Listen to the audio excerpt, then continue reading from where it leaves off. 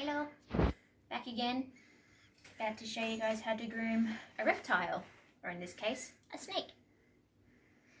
So first what we're going to do is give her a bath. She's shed a little over a week ago and she ate over 48 hours ago. So now would be a great time for her to have a nice little bath, just so that she can digest her food a bit easier. So what we're going to do is go back into the bathroom.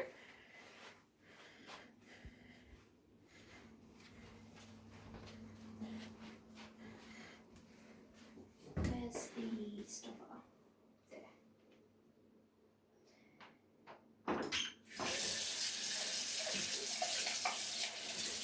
So because it is a snake and she's domesticated, she doesn't have a very good immune system. So you want to make sure that the sink or container that you're bathing them in is clean, not covered in toothpaste and all that jazz.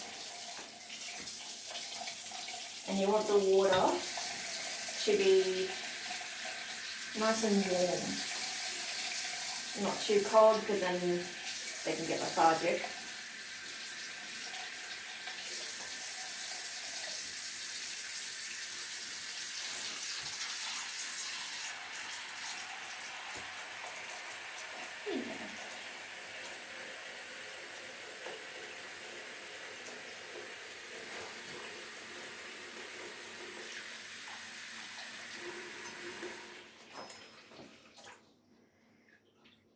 So for her, you don't need much water because she's only this big.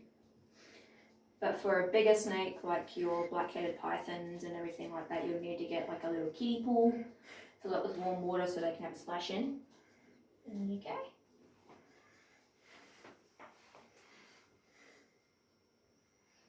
Then they have a little soak.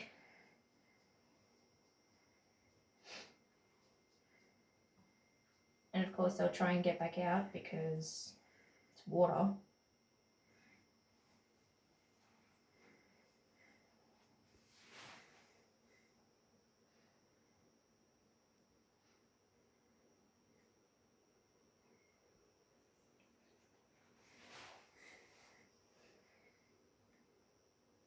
Normally you let the snake soak for a couple minutes, just to get rid of any dead skin that may be there, any irritants like little tiny bugs, which we'll get to in a minute.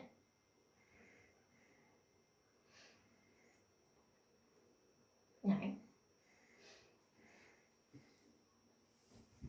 And once that's all done, you simply just let them slither on through a towel.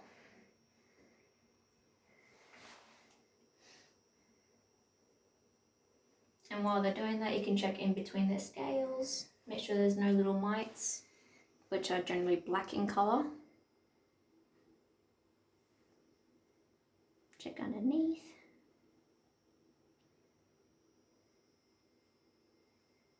Yes, you're very pretty.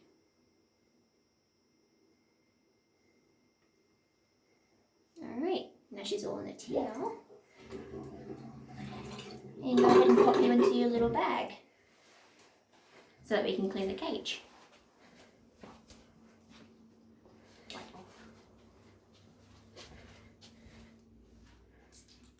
Where's her bag? Ah, right.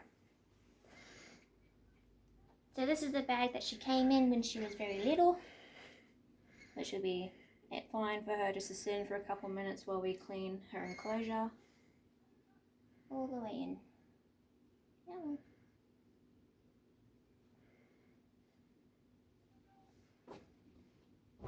And in case you want to know how to properly tie up the bag, because they can manage to get out of anything, simply just pull it tight like this.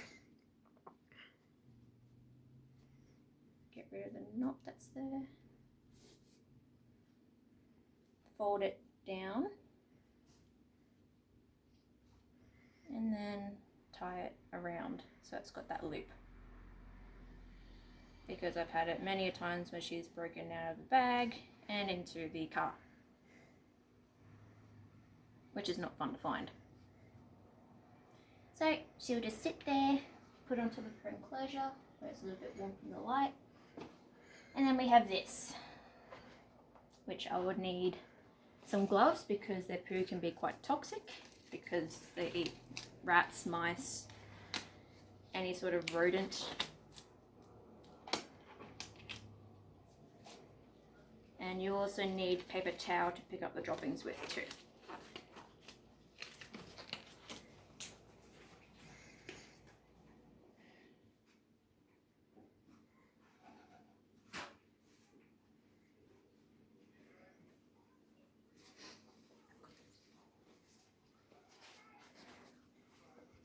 So any sort of paper towel will be fine, just enough to actually go through a little scavenge, try and find any droppings that may be there.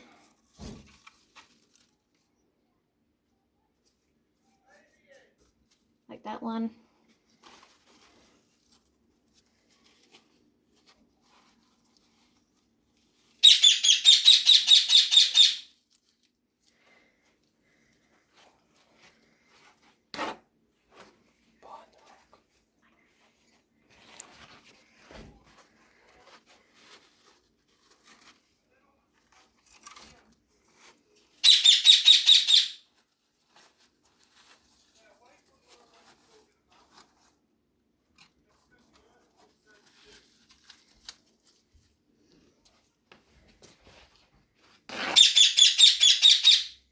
Sorry about the bird in the background, she's needy.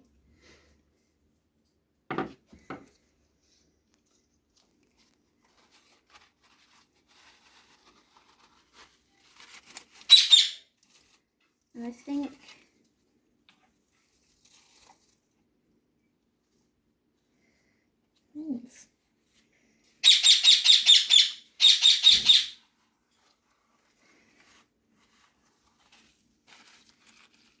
and that is a spot clean.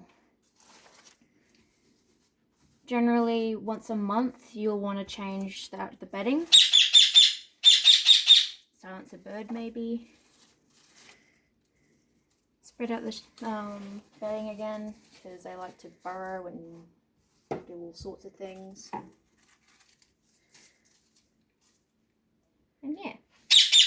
Once a month, you'll clean up the bedding entirely, soak all of the things on the inside, that would be fake plants, the little hides, everything like that, in boiling water for about 5 or so minutes. Water bowl. I'm getting to that. That's what I'm doing. Every day, you'll want to take out the water bowl, give it a wash out and a rinse out.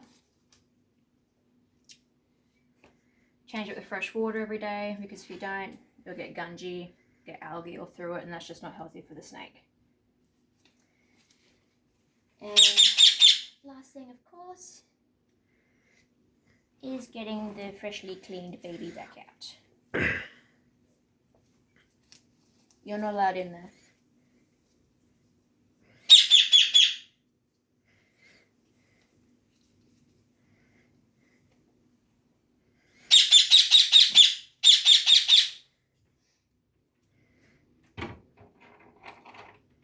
And that's how you clean a reptile enclosure.